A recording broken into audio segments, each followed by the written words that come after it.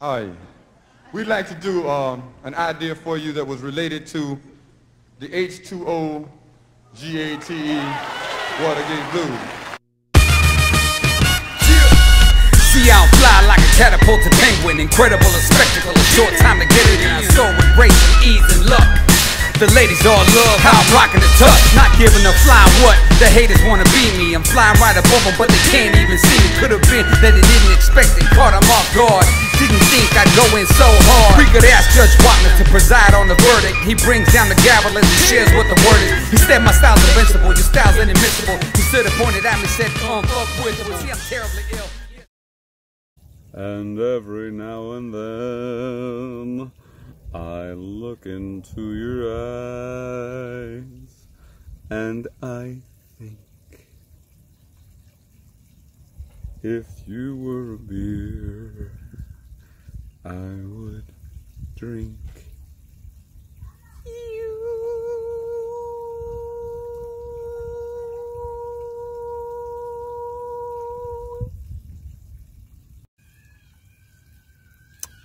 Is that cannibalism? I'm not exactly sure, but it would be delicious. I'm just saying. I'm feeling extra green. Look, yes, of course, Mountain Dew. I don't understand why Mountain Dew gets the bad rap that it does. Back a few years ago, Pepsi actually started making throwback Mountain Dew, which was made with real sugar, which actually made it less bad for you than regular MTN Dew. Okay, the thing with that is that people had gotten so accustomed to the high fructose corn syrup in regular MTN Dew, UIDITOS's, that when throwback Mountain Dew came out, they were like, ew, this tastes weird. Give us the regular Mountain Dew. I couldn't understand how anyone that claims to be even that intelligent, who has a brain cell bouncing around, you know, within their cranial capacity, and this is some cranial capacity. Not that I have more than one brain cell. I'm just saying. I was surprised at the same time not when Throwback Mountain Dew was canceled, was discontinued, because America. That's why America. And of course, the Green Lantern. You know, I'm a huge Green Lantern fan. Love the Green Lantern. Sector 2814 for life. But right now, Sector 2814 of the Grizz is in the house with, what do we got? A Burgeoning Escondido, an IPA from Burgeon, brewed in can in Carlsbad, California. Wait a minute, this says Escondido. Okay, that's probably just the name. The hops are Citra and New Zealand Cascade, Meh. Malts, 2-row, Pilsner, pale wheat. Okay. Virgin Bale, Christian Bale, virginbeer.com, keep cold, drink fresh. Oh, wait, again. Look at, it's small on here, but you can see it. You see that? Independent, support independent brewers.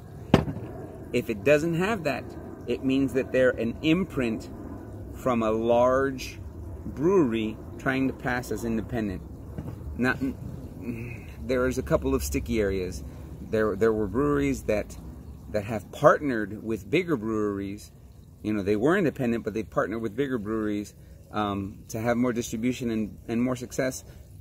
Okay, but then there's I can't remember the name of the one brewery. It's Budweiser. They created an imprint of themselves by some indie sounding name, but it's like, it's Budweiser. I think, is it 10 Barrels or something like that? I wish I could remember. Anyways, Virgin beer, 78, whatever that means.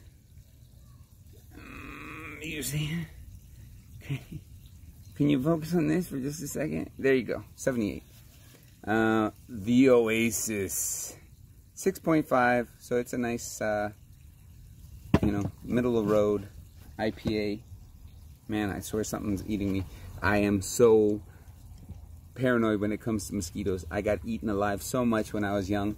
And like, I can't, if I start talking with somebody, if we ever start talking and I hear the faintest by my ear or I feel something on my leg, like, pause, because I gotta make sure that I'm not being eaten. Like, it's that serious. Okay. All right. Ooh. This is a regular IPA. So hold on. What's going on? All right. I think I'm okay. All right. Let's check the pour. Ooh, look at the clown shoes glass making an appearance. Oh, that is pale. Riders on the storm. This is the only thing that I can think of when I hear the words light beer. Like, if I can see through it, it's a light beer. You see that? Oh, that is beautiful. That is pale. All right, that's the kind of beer that'll jump up and smack you.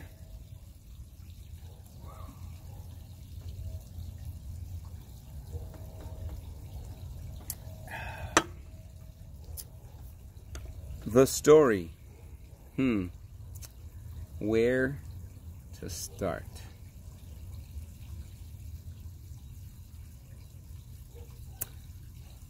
It starts with me as a young technician.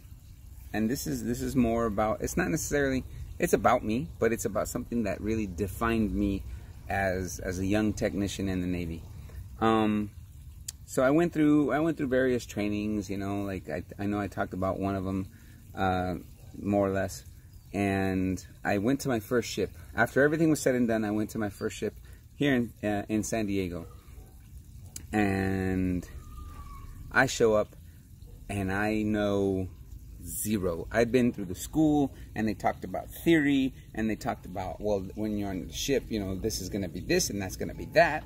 So, you know, I was about as ready for my, you know, for my first ship as a newborn rabbit was to fire a shotgun, you know, like I don't even, yes, that's the analogy I'm running with. What? So I show up and in my work center, in my immediate work group, there was these two guys. A guy that looked like very obviously of a German descent, and then another guy, like a skinny, gangly guy. And I couldn't believe that these guys were going to be the ones, like, in charge of me, you know. But again, I didn't know anything, and I didn't know, I barely knew which way was up, okay.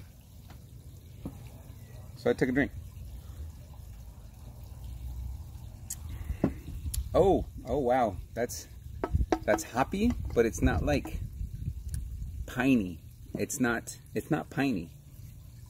It's crisp and it's hoppy, but it's really nice. It's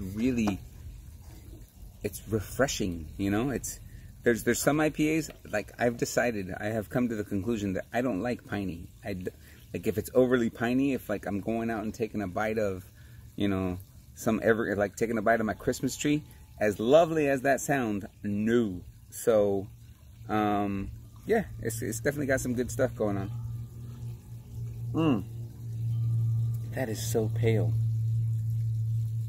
It only appears hazy because of the condensation on the outside.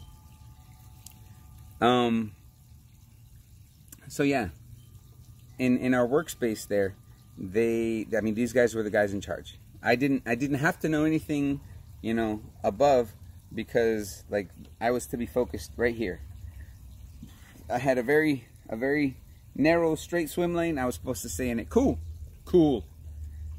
I walk into the space the first time and they've got some hippy dippy acid rock garbage playing, and I couldn't hate life more. So I drank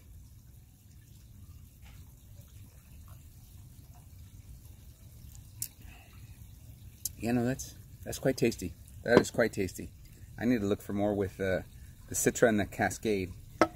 See, once you start identifying ingredients in beer that you like, you can start knowing which ones are going to automatically be the ones for you. So the malts, maybe more malty and hoppy, because there's some that I've had that have like just un malt and a gang of hops. But I'll start doing more homework. And it sounded like what they were playing kind of sounded like that one band, you know, that did that cover of "I Will Survive," and it's like ding, ding, ding, ding, as long as it sounded like them. It sounded like that. But I was like, oh, I got stuck in this work space with two Whitey McWhite boys, and I was hating life. I hated their music. You know, like, I couldn't believe that I was going to be subjected to this the entire time that I was on the ship. And I needed to find some headphones or something, you know. But you know what? Like, as the days went on, I got to know them more. And they were really great guys. They were really great guys. They were great leaders. And they really helped me. They helped me to get a good footing. And know what I was doing as a young technician, and that helped me immensely. It really cemented me into who I would be as a technician in the Navy. And so I drank.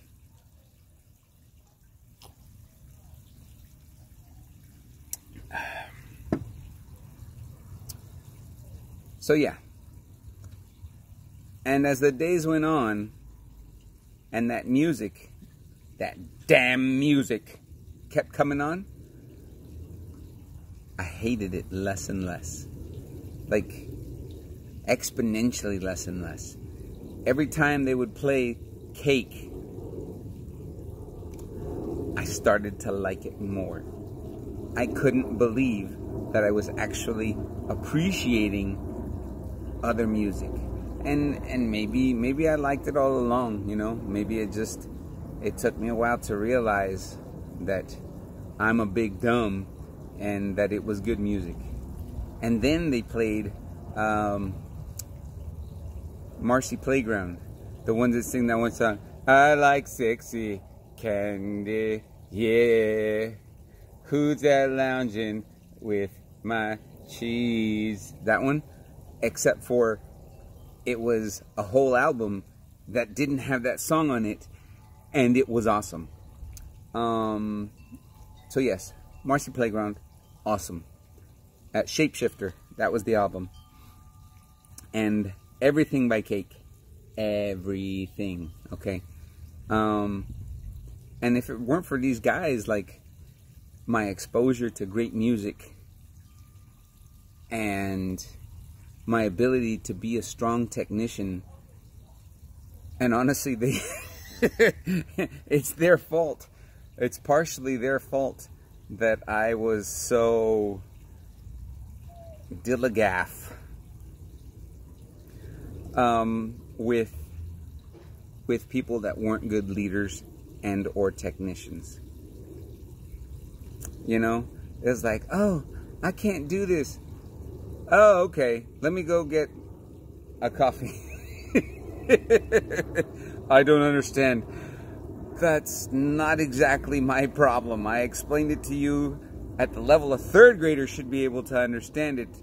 Warrant Officer Schminder. Mind you, that might be part of the reason I got a pee when there was only like 3 or 4 of us in our work center at one point, because, you know, like, my warrant officer wasn't a fan of me, because as competent as I was, and as much as I knew my job, I wasn't his yes man. So, I mean, he falls into that category of wasn't a good leader, so, me! You know, what's that saying?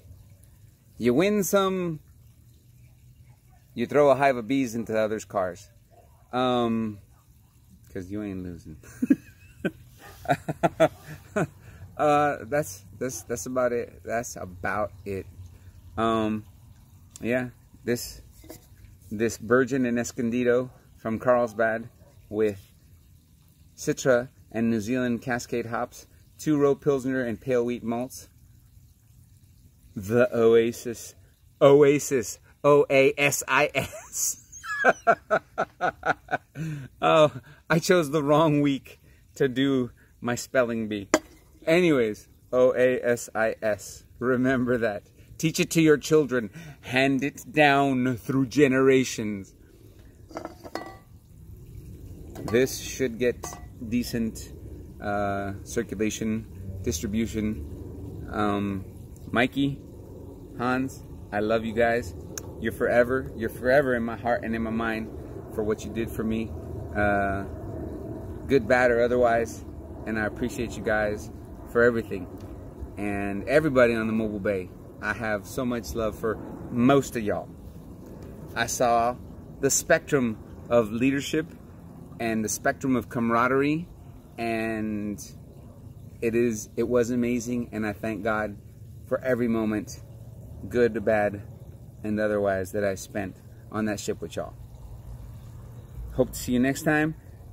Spill all your love, hate, all of that in the comments.